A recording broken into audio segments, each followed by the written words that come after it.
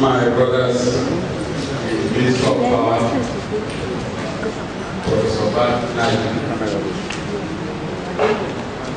the Minister of Steel, Mines, Architect Sada, the Minister of State Power, Architect Sharp. There are so many architects in the system. Because we're designing, we're hoping, and building.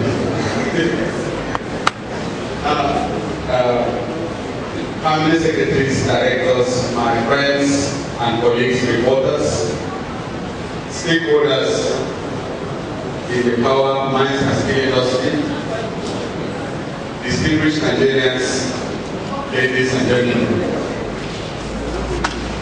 I'm delighted this morning to continue with our additional conversation on the progress we're making in key sectors of the Nigerian economy. We are doing this through the Ministerial platform that have been sent by the Ministry of Information to get every minister in this administration to dialogue with Nigerians and to report back the progress we are making.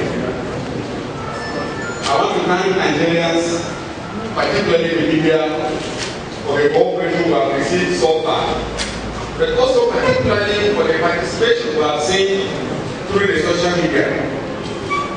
In every edition we have held so far, we have seen widespread interest from across the world by Nigerians and people who wish this nation well.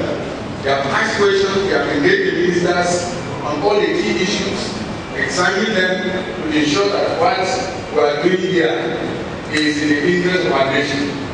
I thank you and invite you to continue to participate, because the whole purpose of the ministerial platform isn't for ministers to talk at the people, but to get the feedback of the people of Nigeria, to listen to our citizens, so that in fashioning the way out in some of the challenges we face, we will take your observations, your insights, and your wisdom into account.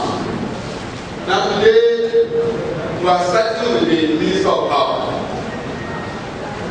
Power is a very contentious issue in Nigeria.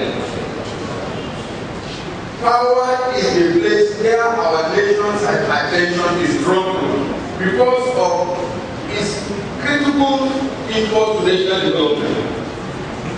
Power has been a problem in Nigeria for decades. And that is why everywhere citizens are concerned related to what we must do to deliver power to the people of Nigeria. In the previous editions, I was asked questions related to power. And I said yes. The president and all of us working with him are aware that when it comes to power, we have not delivered, in the sense that we don't yet have stable power supply. And I've said this, and I've called on Nigerians to be patient and to give us a chance. We thank you for your patience, we thank you for your understanding in relation to the power sector. But are we working? I want to tell you, yes, we are working. We are working very strenuously to deliver power. Yesterday, the president conveyed a special topic of power. It was reported in the media and on television everywhere. The president today is also meeting on power. The economic management team is meeting this morning to put issues that were raised yesterday, the various suggestions that were made, to practice. And the president will be meeting to draw up a clear timetable with all those involved in power projects to ensure that we have a clear agenda and a timetable to deliver power. Professor Labaran Maku, our Minister of Power, is a professor of mechanical engineering with specialization in robotics. He's a well-acclaimed scholar.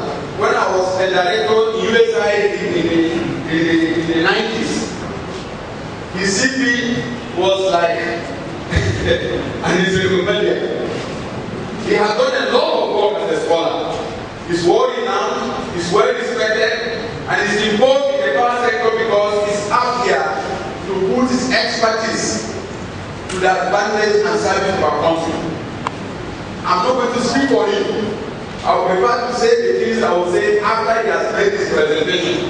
But I do know from the report we received yesterday that this sector is moving on. The critical issue is we made a mistake early on by making power look like the government that will deliver it. We may have laws that made it illegal for anybody to participate in generating and distributing power and transmitting power to Nigerians. Government took power since 1960 as one of those commanding heights of the economy. That is, government alone will generate power, will distribute power. Today we know that each of those commanding heights has become the value of the Nigerian economy.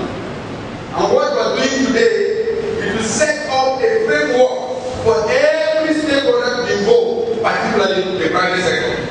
And I believe from what we saw in the telecoms, when United, after decades, could only offer us 400 analog lines that were never working. And today, in 11 years, since 2001, after the regulation and privatization, today Nigerians have close to 100 telephone lines. Nobody goes to United to wait for days on end for your line to be installed. The same thing we are taking to the power sector. The minister will be giving you a blow-by-blow account of the progress we are making, particularly the number of new power plants that are under construction, and the issue of gas to ensure that at least by the end of this year, and as we head to 2013, the power situation in Nigeria should significantly improve. That is the mandate that we have been given, and that is the mandate that the minister is going to speak on. If you're working hard, it's so painful. When you work hard and the final result is not get out, people are criticizing you all over. But the truth is that this man is working hard. I have followed him to the field, and we and the media will be going to the field to see this power project after today's presentation, so that the people of Nigeria should see clearly that the president means it when he says he's going to deliver on power. Then after him, the Minister of Steel, Mines and Steel will be talking to us. Nigeria is hugely blessed with minerals of all sorts. It's a nation that is richer, maybe than South Africa. We could compare ourselves only to Russia and Australia in terms of the resources we have here in mineral deposits. These haven't been properly developed. For the first time, we have a systematic program under the President Minister to develop the solid mineral sector. Again, the funds are going on there. He has been around the world, was in Australia recently, and I've seen a lot of interest in the mining sector. We also saw it from the report by the Minister of Trade and Investment when he presented the various investments that we're expecting in the years to come. We are solid in this area, and this nation can generate even more money than we're generating presently in oil and gas. So you will be telling us what we are doing as a government to ensure that our solid mineral sector is developed and tapped for national development. So, gentlemen, ladies and gentlemen, I welcome all of us, and I wish all of us very, very happy celebrations. Thank you very much.